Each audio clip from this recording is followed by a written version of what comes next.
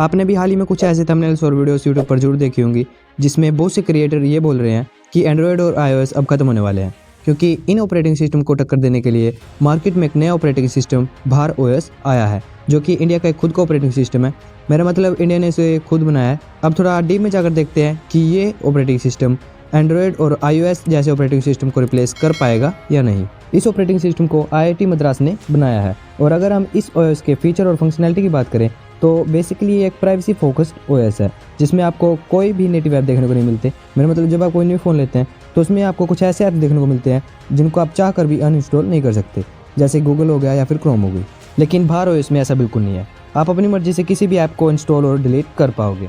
इस OS में आपको इसका एक खुद का ऐप स्टोर भी देखने को मिलेगा, जहां से आप किसी भी ऐप को डाउनलोड कर पाओगे। और कहा जा रहा है इस ऐप स्टोर पर वही ऐप्स अवेलेबल होंगे जो पूरी तरह से सिक्योर और आपके डाटा को सेव और प्राइवेट रखेंगे। मतलब कि इस ऑपरेटिंग सिस्टम में यूजर की प्राइवेसी को टॉप पर रखा गया है। अब इस OS को बनाने की जरूरत क्यों पड़ी? तो मार्केट में अभी मेनली दो टाइप के ऑपरेटिंग सिस्टम ही रूल कर रहे हैं, और इन दोनों में से भी एंड्रॉयड मार्केट में अपनी मनमानी और पावर का गलत फायदा उठाता है, जिसकी वजह से इंडियन गवर्नमेंट ने गूगल के ऊपर 1300 करोड़ का फाइन भी लगाया था। और गूगल की मार्केट में मोनोपोली को कम करने के लिए इस OS को डेवलप किया गया, जो कि एंड्रॉयड से ज़्यादा सिक्योर और प्राइवेट होगा। वैसे जो स्क्रीनशॉट इन्होंने भार OS के दिखाए हैं उनको देखने से ऐसा लगता है कि ये एक एंड्रॉयड OS ही है। ऐसा इसलिए क्योंकि ये एंड्रॉयड की AOSP रोम के ऊपर बेस्ड है। AOSP का मतलब एंड्रॉयड ओपन सोर्स प्रोजेक्ट है, जिसको अगर थोड़ा और आसान करके बताऊं तो जैसे गूगल है जिसका एंड्रॉयड ऑपरेटिंग सिस्टम है, वैसे ही गूगल ने एक ओपन सोर्स प्लेटफॉर्म भी रखा हुआ है जिसका यूज़ करके कोई भी अपना खुद का एक ऑपरेटिंग सिस्टम बना सकता है। अब आप बोलोगे तो फिर भार OS में क्या डिफरेंस है अगर वो एंड्रॉयड के ऊपर ही बेस्ड है? तो सबसे बड़ा डिफरेंस तो यही है कि एंड्रॉयड जो है वो एक ओपन सोर्स नहीं है। मतलब कि अगर आपको गूगल के एंड्रॉयड की सर्विसेज चाहिए तो आपको उसके लिए पैसे देने पड़ेंगे, और वहीं दूसरी तरफ भार OS एक ओपन सोर्स है जिसको कोई भी फ्री में यूज़ कर सकता है। थोड़ा मोटा मोटा बताऊं तो इन्होंने एंड्रॉयड का ओपन सोर्स प्रोजेक्ट लिया, उसमें अपने हिसाब से मॉडिफिकेशन करके आपको एक तरह की कस्टम रोम बनाकर दी जा रही है, जिसको कि मेनली प्राइवेसी फोकस्ड रखा गया है।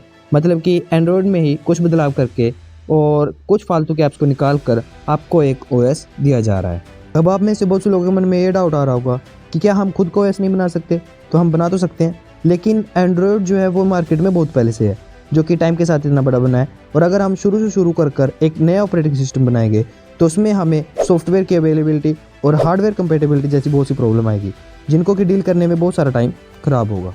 और AOSP का यूज़ करने का एक बेनिफिट ये भी है कि इसमें सॉफ्टवेयर की एक बहुत बड़ी कलेक्शन है जिसका कि यूज़र यूज़ कर सकते हैं, क्योंकि ज़्यादातर मोबाइल सॉफ्टवेयर एंड्रॉयड को सपोर्ट करते हैं। और ऐसा नहीं कि किसी ने अपना OS बनाने की कोशिश नहीं की। फेसबुक ने अपना एक OS बनाया था जो कि ज़्यादा चला नहीं और फेल हो गया, क्योंकि एंड्रॉयड और iOS ने लोगों के बीच में एक ऐसा नेटवर्क बना रखा है जिसकी वजह से कोई नया OS मार्केट में सर्वाइव ही नहीं कर पाता। और वैसे अगर हम बात करें कि हम कब तक भार OS का यूज़ कर पाएंगे, तो अभी ये पब्लिकली अवेलेबल ना होने के कारण अभी तो हम इसका यूज़ नहीं कर सकते। लेकिन अगर ये किसी मोबाइल कंपनी के साथ कोलैब कर ले तो शायद ये OS हमें उनके फ़ोन्स में देखने को मिल सकते हैं। लेकिन ये कस्टम रोम होने की वजह से इसकी रीच थोड़ी कम जरूर हो सकती है, क्योंकि कस्टम रोम की अपनी कुछ लिमिटेशंस होती है, और भार OS कोई पहली कस्टम रोम नहीं है जो मार्केट में आई हो। इससे पहले भी बहुत सी कस्टम रोम मार्केट में अवेलेबल है जो प्राइवेसी सेंटरिंग है। लेकिन हाँ, अगर ये किसी मोबाइल कंपनी के साथ मिलकर कोई फ़ोन बना ले जिसमें भार OS हो तो शायद बात कुछ और हो सकती है। और अगर हम इस वीडियो का पूरा कंक्लूजन निकालें तो हमें साफ साफ पता चल ही रहा है कि भार OS शायद एंड्रॉयड को रिप्लेस ना कर पाए, क्योंकि भार OS जो है वो एंड्रॉयड का ही एक पार्ट है जिसमें से बस गूगल के नेटिव ऐप्स को निकाल दिया गया है, जिससे कि एंड्रॉयड की मोनोपोली को कम किया जा सके। बस अब देखने वाली बात यह है कि हमें ये कब तक यूज़ करने को मिल सकता है और इसका कहाँ कहाँ और क्या क्या यूज़ हो सकता है। वैसे आपको क्या लगता है कि इसका फ्यूचर में कहाँ और किस तरह यूज़ किया जाएगा? कमेंट सेक्शन में ज़रूर बताना।